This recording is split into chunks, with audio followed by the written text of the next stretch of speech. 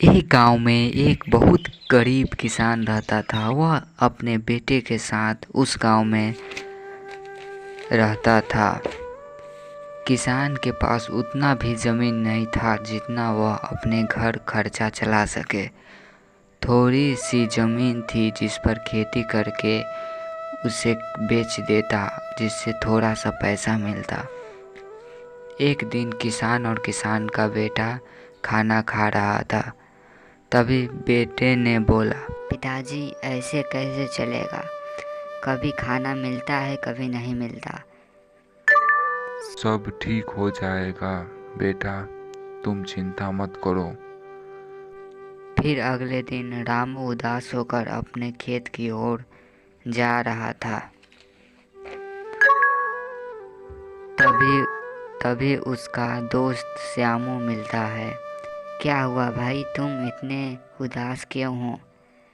क्या बताओ श्याम, मेरे पास थोड़ी सी जमीन है जिससे खेती करके कुछ पैसे मिलते हैं, जिससे घर का खर्चा भी नहीं चलता।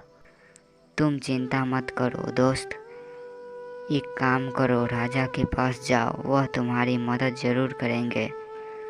उसके बाद रामू राजा के पास जाता है और बोलता है, सरकार, मैं बहुत गरीब किसान हूँ। मेरे पास थोड़ा भी जमीन न है जिस पर फसल उगाकर भी घर का खर्चा नहीं चलता। सरकार, मेरी मदद कीजिए। तब राजा बोलता है, ठीक है, तुम मेरी खेत जाकर फसल उगा सकते हो। धन्यवाद सरकार। किसान खेत की तरफ जाता है और ज़ोर शोर से मेहनत करने लगता है। एक दिन उसे ज़मीन के अंदर से एक ओखल मिलता है सोने की। उसे लेकर घर चले जाता है।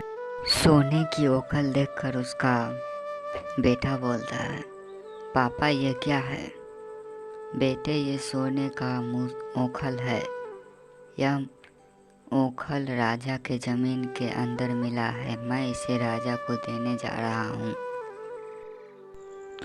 मूसल कहाँ है? तो आप क्या कीजिएगा? जो चीज़ हमें मिला ही नहीं उसकी क्या जिक्र। उसके बाद किसान राजा के पास चला जाता है। जैसे बेटे ने कहा था ठीक वैसे ही होता है। राजा किसान से सोने की मूसल मांगता है। फिर किसान धीरे से बोलता है, हमें अपने बेटे की बात मान लेनी चाहिए थी। फिर राजा बोलता है, क्या बात मान लेनी चाहिए थी? सरकार,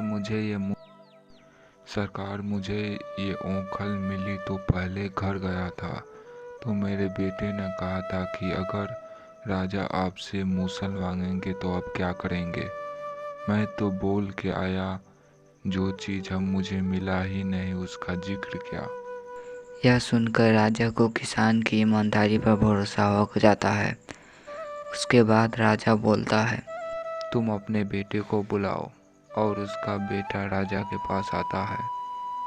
इन दोनों को अब हम अपने राज दरबार में रखेंगे, इनकी रहने की व्यवस्था की जाए। उसके बाद से बाप बेटा दोनों उस राज दरबार में रहने लगते हैं।